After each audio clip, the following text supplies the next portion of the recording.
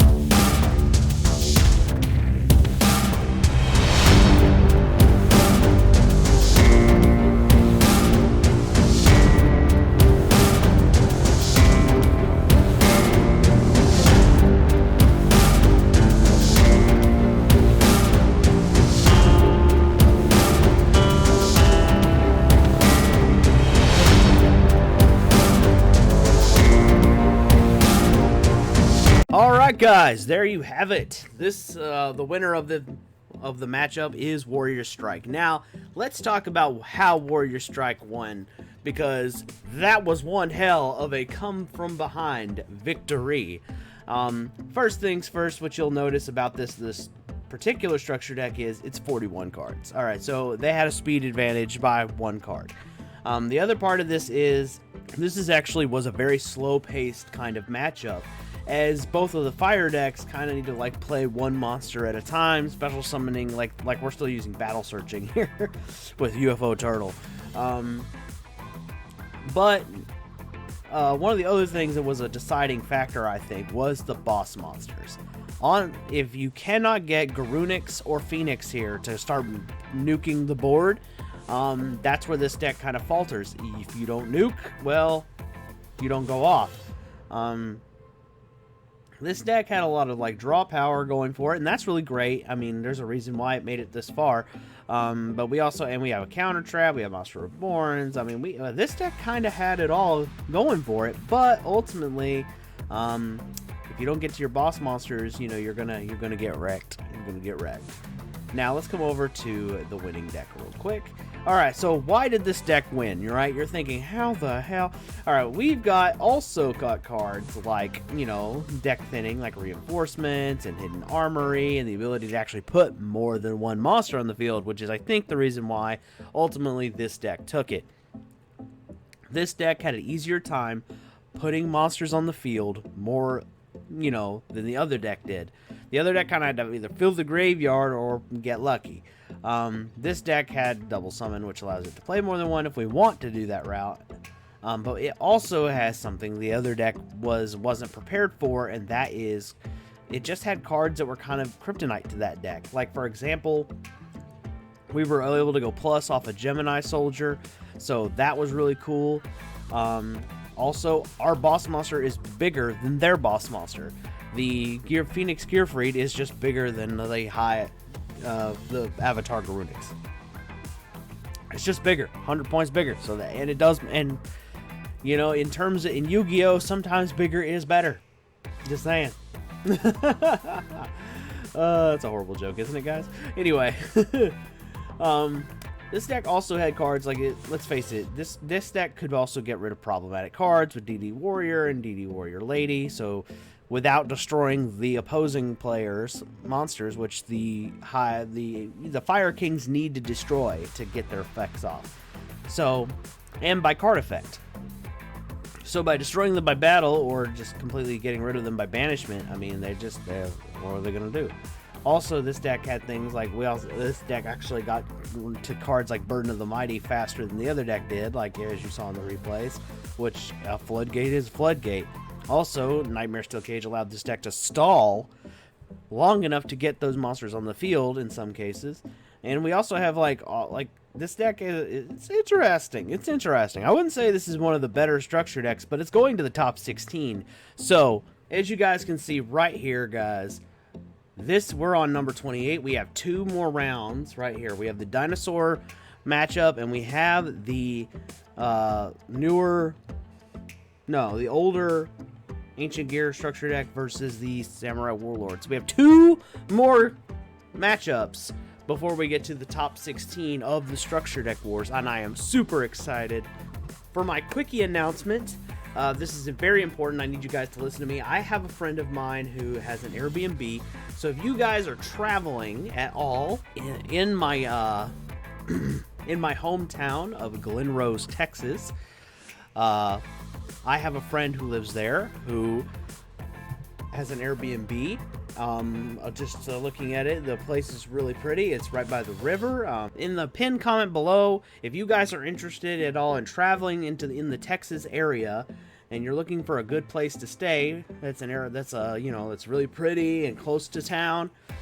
We are in Glen Rose is a tourist town.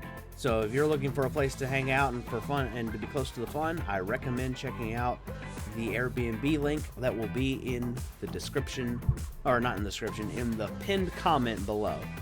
Anyway, guys, I'm Ben10000 yugioh. I'm your friendly neighborhood Yu-Gi-Oh superhero, and I will catch you in the next one. Peace.